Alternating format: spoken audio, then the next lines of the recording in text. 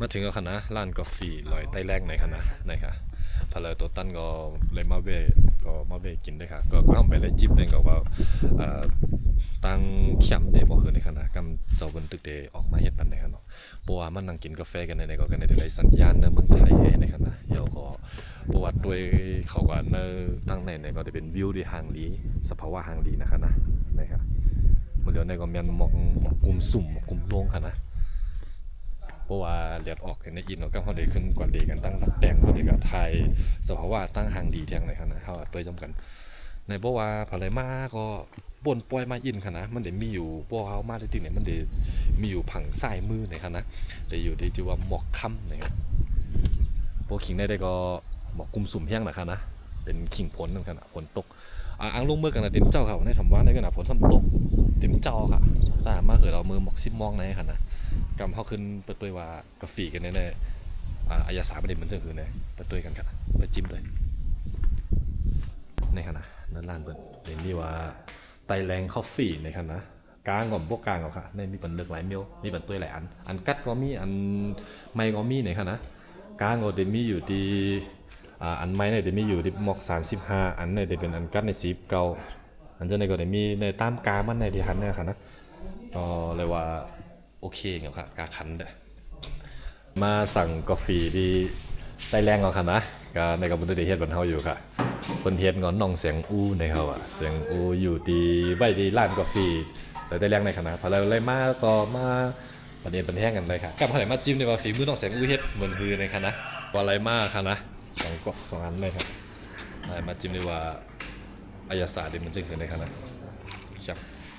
มันถือว่าหวานเปิดหวานทนเนาะเข้มเนาะครับโอเคก็เมื่อกี้ว่าได้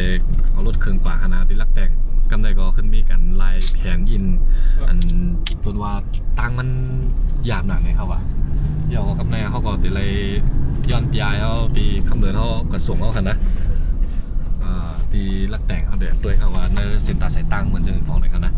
ในคนนี้ก็จะมาก็จะมีบ้าน้องยิงสาวอันแน่เดี๋ยวก็ทั้งแต่ก็จะไอ้ปังกันนะการขึ้นรถทวันแดงจำตั้งกัน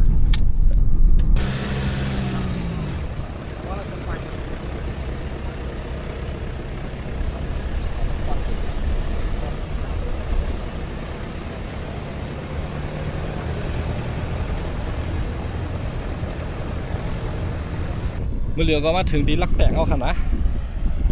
มาถึงแล้วค่ะอันนี้จะเป็นวิวบนห้องว่าสภาวะทั้งทางดีลักแตงในค่ะนะเพราะว่าผังทั้งในก็จะเป็นตั้งเมืองไทยในค่ะนะนี่ครับเพราะว่าตั้งเหนือในก็จะเป็นดีขึ้นสูงทั้งยิ่งก็จะทางดีทั้งอินในค่ะนะเพราะว่าด้วยมากในก็อันนี้จะเป็นผังเขาทั้งเมืองใต้ในค่ะนะในทางดีนะคะจำคาเลยขึ้นอยู่ดั้งเหนือเขาขึ้นถ่ายวิวบันกูกดด้วยค่ะนะกลางในมากในเดียหันบนห้องว่าหมอกกลุ่มสุ่มลงกวายในขณะในทางดีเข้มนะครับเพื่อนมันก็ปกหมอกกลุ่มพวกมันตันแค่ไหนก็เขาก็เต็มพันวิวมาในขณะ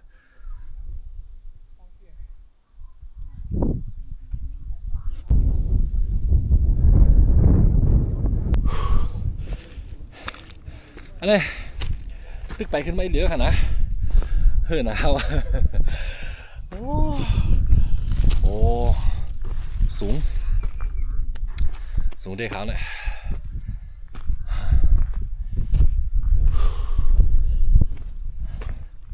นี่ครับเป็นมีธงไตปักแหวใช่ไหมครับนะในว่าใครล่วงกันหรือว่าตั้งเจ้าปุ่นก่อนในทางหลีอ่ะเดี๋ยวผลเด็ดตกตั้งปุ่นอ่ะโอ้ไหนก็สูงดีจ้ะเดี๋ยวจะลงเรื่องไตปุ่นถึงแล้วครับนะจิกร้อยนี่ครับร้อยสูงดีนะนั่นในก็เลยเป็นปอมกัดเย็นดีแหวงเหรอครับนี่นะจะอันนี้ก็ไปซึกอยู่ในมาในก็เลยมาหรือย้อมปลายเท่าเกในขนาดบ้านมาเลยครับวิวสูงสุดก็ห่างดีด้วยครับอะไรแต่คาเดมโบในรีวิวเปิ้ลเอาว่าเพราะว่าคนใต้กำลังพูดจักเปิ้ลอยู่ติดตามมาอยู่ครับนะนี่ครับลมแห้งนะครับเนี่ยติดเลยยินเสียงในวิดีโออยู่ว่าลมเขาแห้งดีนะกัดดีนะครับก็เขาเด็กกันเลยจอดเมื่อไหร่ถ้าพวกเขาเลี้ยงกันในยอดเนี่ยเขาเดี๋ยว ว่าปีค่ำเดือนเต็มป้าเขาหลีก็เลยแทงนะครับเปิดด้วยครับก็จะเป็นสภาวะตั้งห่างดีของน้ำเมืองใต้ในครับนะครับ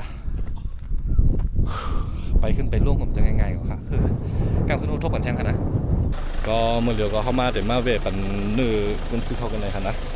พอเรามีตัวตั้งเขายำก็พวกมาหลีก็มาเวหลีหาอะไรขนาดนี้นะครับนะมีอีกอย่างก็วิวบนท้องว่ากัดหลีเย็นดีนะครับนะครับมันในเขาเดี๋ยวเขาด้วยเนื้อสองไพ่บนก่อนอ๋อสองไพ่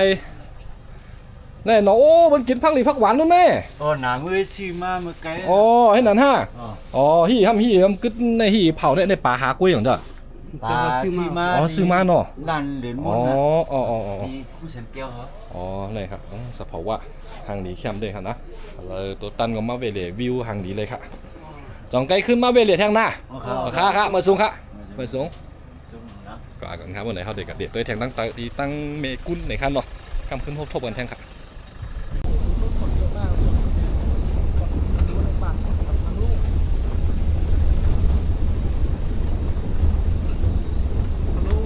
เห็นเส้นทางที่เราจะลงไปไหมไม่ครับแล้วก็เดี๋ยวมีหมู่บ้านจะเนี่ยบางคนก็ยังอยู่นะพี่ใช่มีคนอยู่อันนี้ไม่มีชิปหมู่บ้านเราที่จะเป็นจอมบ้านทั้งหลังเลยครับโอ้บ้านอันนี้ก็เป็นหมู่บ้านใหญ่อยู่นะเป็นหมู่บ้านใหญ่อยู่แต่ตอนนี้มันก็อีกที่ก็เลยมีคนมาอยู่ขึ้นอยู่แหละพูดแล้วมีอยู่ด้วยครับตรงนั้นมีอยู่ครับแต่มันมีแบบมันลำบากตอนหน้าฝนเขาก็มาถึงแล้วนะที่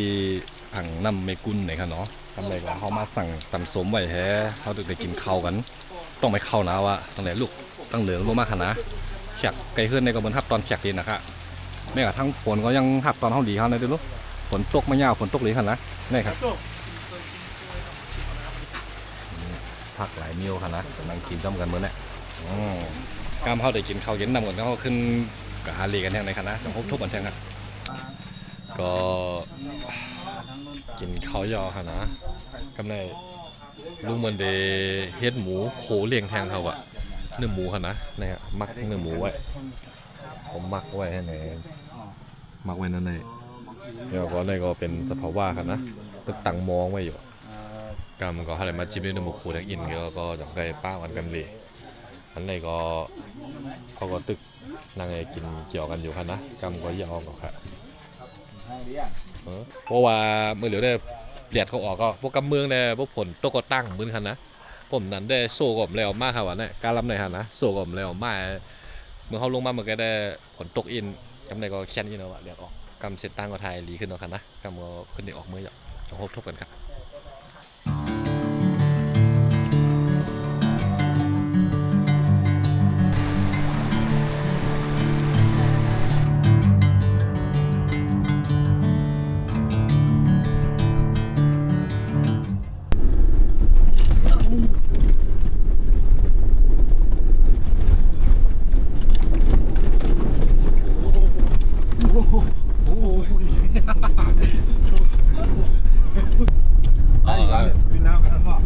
หลุดแล้วครับก็ที่ยากๆก็มีโตกีนะยากสุดนะครับเจ้าต้องไปจังหลังเจ้าของรถยังบอกว่าคิดเราจะขึ้นไม่ได้เลยซ้ำอ่ะนี่ก็ใช้ย่อยโอ้โหเจ้าของรถหายเมาเลยใช่ไหมคนดูเมาเพราะตากล้องเลยเนี่ยโอ้นี่ต้องปิดแอร์นี่เร่งความเร็วนะไม่งั้นผมต้องปิดแอร์ช่วยอ่ะดูดิยากมากไม่เคยแบบตัวเองยังไม่เคยขับซิ่งขนาดนี้นะมาเจอเส้นทางลัดชายนี่โอ้ยสุดยอดเลยเป็นยังไงล่ะสุดบ้าโอ้โลตั้งขึ้นมาเหมือนกันนะก็เลยถอดเสื้อเขานะไรเยอะเราอ่ะเลยเดี๋ยวรู้ผมเจอก้นยำกว่ายำมายำขับได้ป่นได้ครับเมื่อกี้เนี่ยเจี๊ยบเชียงวานเขาอยู่ตั้งเมื่อกี้เนี่ยค่ะนะวุดวัดประมาณเลยใช่หนาวอ่ะกำเนิดได้ในค่ะนะเขาก็ป่นลอยมาอินเนาะคือแทงปีนึงเขาอ่ะขยับอินเนี่ยครับว่านั่น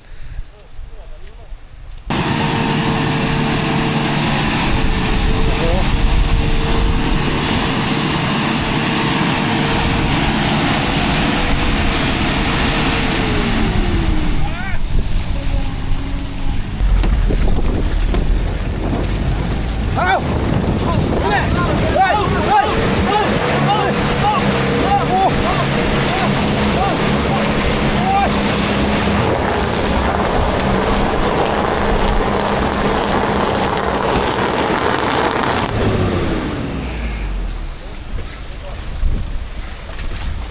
นี่ก็รวดเข้ามาคำกันนะขึ้นไปนี่ครับมันเป็นตั้งลิ้นแหลง ว้าว เอา1 2 3 1 2 โอเค ว้าว ไป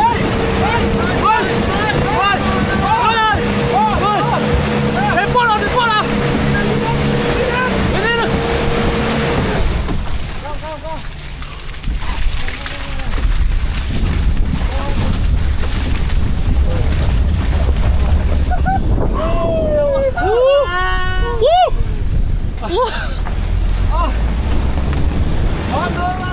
ตั้งหลัก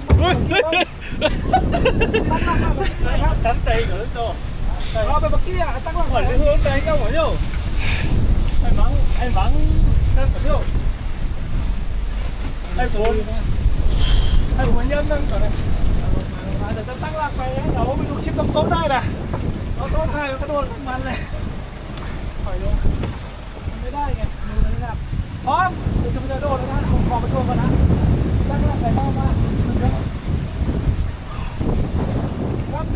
ำโอเคพอยังเอาที่เกิดแล้วนิดเดียวนะ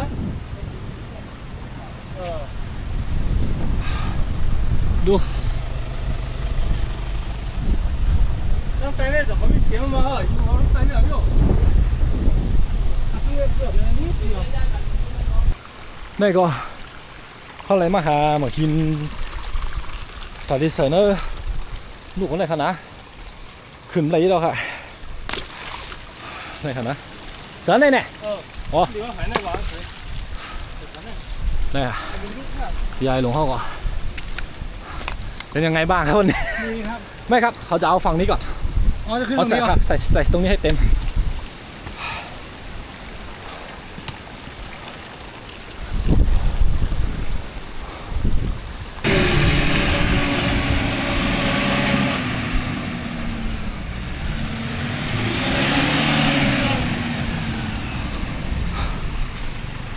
ฮักจ่องไรฮักเขาแน่นหรอไรอ๋อหมากอันไหนอ๋อลินเต็มหมดเลยเต็มหูหมากหมดอ๋อ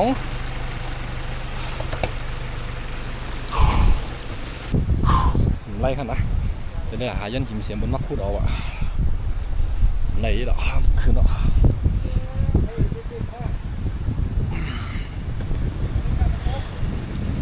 นี่ครับไหวมันจันหรอมันสูงอะไรสูงมันตัวอ๋อหรือแน่ก็หัวค่ะโอ้ลงหัวเฮียงนี่นะเจ้าแชมป์เด้อแชมป์แล้วเด้อมันได้เด้อกัดก็กัดลมก็แห้งขนาดแชมป์นี่นะครับมันได้เด้ออ๋อลาได้รู้เส้นตาสายตั้งเลยเดี๋ยวมือซ้ำบางยามือในแทงเสียผมถึงแล้วไปห้องสอนมือในได้เลยค่ะอ๋อจอมสถานการณ์มันว่าขนอกคนลงล่มลงก็แห้งนะครับอันนี้ก็ย้ำเสียงยาวเขาเนี่ยก็ทางว่าจะได้มัดไก่หมอกไม้นั่นขนาดไหนก็เลยว่าเป็นลองตัวทบแทงอันนึงขนาดเดี๋ยวมันเลยเกี่ยวกับประสบการณ์แล้วกันนะครับเกี่ยวกับประสบการณ์รู้พี่อันแน่เลยครับยิ้มน้อยเลยลูกลักรองเท้าก็มาขาดอีกโอ้แต่สุดยอดมากเลยเดี๋ยวไว้เจอกันในหนทางต่อไปนะครับผมแต่สำหรับวันนี้ก็เดี๋ยวจะต้องเอาจอบมาขุดทางถนนให้มันเท่ากันเอาดินที่มันยังไม่เปียกออกแล้วทีนี้ก็รถถึงจะขึ้นได้นะครับฮัลโหล เลื่อนซึกเหรอสวยเนี่ย ขึ้นไรเอาขนาดเดี๋ยว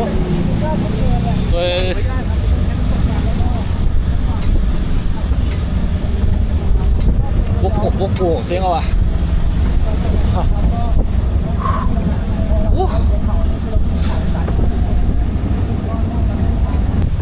เป็นยังไงเหนื่อยดี ยังไงกันยังไงกัน สนุกยกสูงเนี่ยหวานมากเลยเอาอ้าวเฮ้ยอย่าบอกเขาว่า ผ่านมาแล้ว เบอร์สักกี่ครั้งต้องทำมันไปให้ได้ นี่เหรอรสชาติของชีวิต เมื่อกี้คนล้อเลยไม่ยิ้มอะไรเลยที่นี่ โอ้ผ่านแล้วไง ยังไงประสบการณ์เป็นไงนี่ครับมันนี่แหละราชาสุดยอด เกิดครับ เอาไปวิวครับโอ้ยทางนี้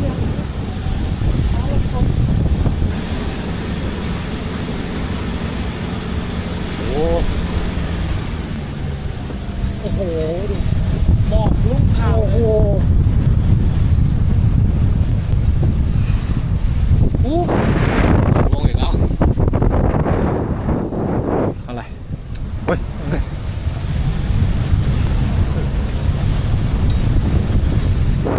บอกกูตันแถวขนาดใจเหือวะ ครับอยู่กับใจเหรอ ก็เลยยื่นเอาว่าเป็นขี้กลุ่มเสียวนั่นนะ ตอนไปนี้วิวสวย เอาไปมืดแหล่งได้วิวไงได้วิว ขากลับนี่ ไม่เห็นอะไรเลย โอ้ทางขึ้นมาชันมากข้างล่าง นี่นะครับโอ้โหระวังนะระวัง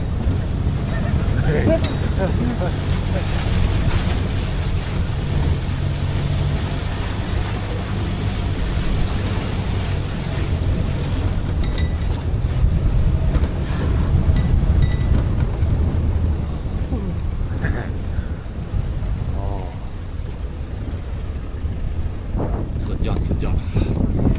อ้าวถึงรักแต่งแล้วนะข้างในก็โลหะสุกดินสุกมืออ๋อ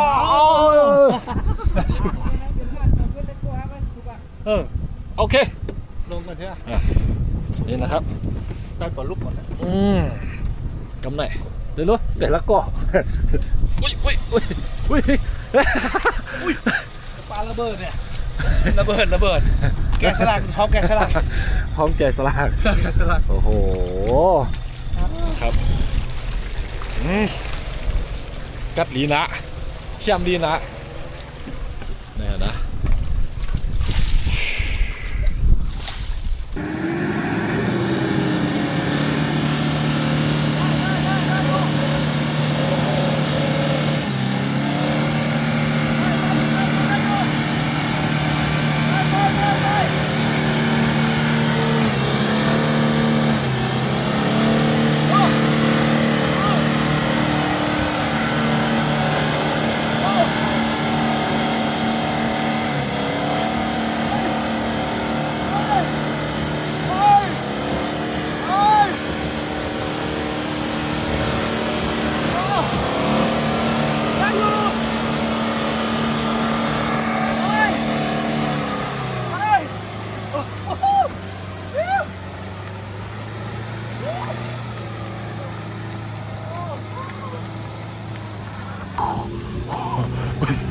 รถมันหยุดไม่ได้แล้วครับผมลงดินขึ้นดอยหยุดก็เรียบร้อยเลยนะครับโอ้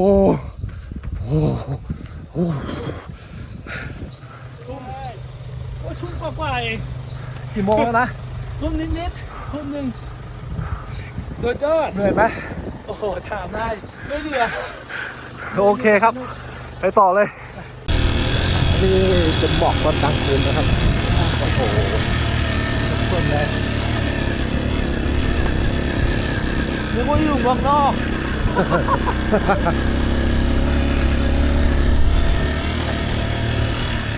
เขาถึงเมื่อกินเขาเพิ่นไปเกาะเฮ็ดไก่เพื่อนไว้ปั้นเลยว่ะก็ป้าอาบน้ำอาบสังแล้วก็ออกมาก็ขับถึงเมื่อกินข้าวไอ้กำนะครับเดี๋ยวก็บอกกุมสุ่มยังหน่อยค่ะนะแล้วก็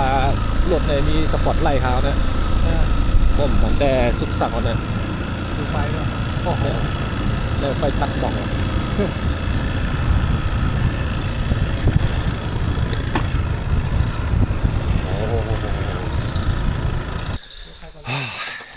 กันฮะมาถึงเอาขึ้นไปก่อกันเลยเนี่ยเฮ็ดผักคนเฮ็ดผักอ๋อมีคนจอยก่องเนาะโอ้ยเนี่ยไปก่อเฮ็ดผักไว้กันนะแน่เนาะ หอมมาก อืม หอม ลายตู้เนี่ย เร็ว โอ้ sáng à อันนี้อย่างเนี่ย ขนมต้ม อันนี้มะเขือ อยากกิน น้ำยาขิงอ๋อแคมตั้งไก่หรือตั้งน้ำยาขิงนะได้ก่อเฮ็ดด้วยครับนะกำห้องได้ขึ้นย่านนั้นกำก็มากินข้าวครับเนาะว่ารสชาติฝีมือเด็ดมันคือในครับนะ ไม่ต้องพูดหรอกจิ้งหรีดกบเสีย อยากกินจิ้งหรีดทอดจังเลยเนี่ยอันนั้นเนี่ยเดี๋ยวเฮ็ดน้ำจิ้มนะเฮ็ดน้ำจิ้มเลยก็เดี๋ยวเครื่องในไก่ย่อก็ตั้งในครับนะเดี๋ยวมีเจ้าเนี่ยเดี๋ยวเป็นเลือดเจ้าเนี่ยครับนะย่อก็ขึ้นเดี๋ยวเอามาใส่ในพวกเครื่องตำไว้หมดหรอกอันนี้เป็นห้องน้ำอย่างก็น้ำพริกน้ำจิ้มเครื่องในเนี่ยฮะ เอาน้ำจิ้มข้างใน ฮะ อ๋อไม่เคยเห็น ผิดไก่ น้ำพริกไก่ อ๋อ น้ำพริกไก่อันนี้ครับนะ ทำไปร้องไห้ไปครับ ได้ครับ ลูกสาวตัวเอง ว้าวนะก็ไม่ได้ของไต้ก่อผักไต้ก่อเฮ็ดมาชาแต่จิ้มเลยก่อนว่าอายาศาสตร์นี่มันคือในขณะขณะมันได้จิ้มก็กลุ่มกินน้ำไงไต้ก่อได้ต้องในเขาแล้วทำให้เราจิ้มได้อินหวานก็เฮ็ดกล้วยกินกล้วยอ้ามกล้วยลูก วัน ในขณะ บุเคยโผล่หมอให้พักถึงมาหางเนี่ย มันคาเลมี่ไงพอดีคาเลโพอ่ะกำแต่จิ้มด้วยขณะตักยัดหลุมเนี่ยเขี่ยมาวักในขณะว้าว บนเหนือวันนั้นนึกชอบลูก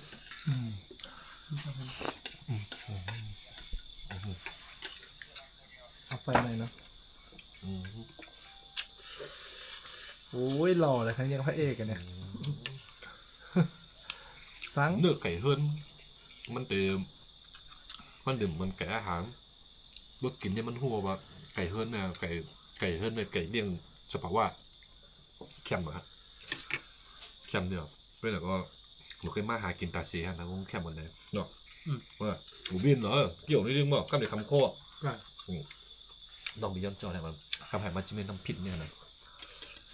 หนูแค่มากินก็หนูเป็นหนึ่งปีหนึ่งปอกก็หนูแค่มากิน ปีนึงเมื่อโกไก่เมื่อมวยอะเนี่ยว่าต้องขยันมากินแบบแต่ปีละครั้ง อ๋อเหรอ แกคงกลัวไก่แกหมดหมดเลยจอด เป็นซ่า ไม่ถูกกันละปีจิ้มน้ำนะครับอันนี้ จอนนั้นเลยอเมซัง น้ำยาขิงจิ้มด้วยก่อนน้ำยาขิงอันนี้น้ำยาขิงนี่เป็นน้ำยาเดคาเกียบเลยค่ะนะมันเดคาเกียบแบบคมๆนะน้ำยาขิ ใส่ ง น้ำล่มมาแห้งขม นี่ น้ำในเป็นแคม อันนี้ใส่เป็นผักแคมเตี้ยนหน่อย มันก็ว่า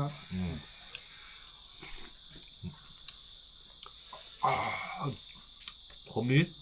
แคมเดียวมีเนื้อเหมือนในหม้อมีเนื้อด้วยทำเนี่ยจิ้มเนี่ยน่าจะให้แคมในลักษณะเหมือนนะจิ้มเครื่องใน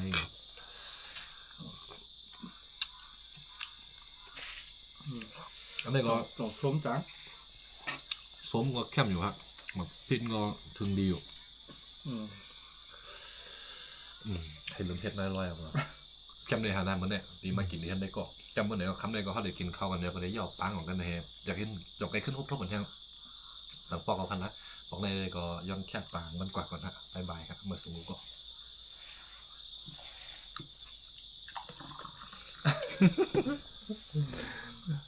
ยังไม่จำ ไป เจ้า ตอนลิ้นแก้ว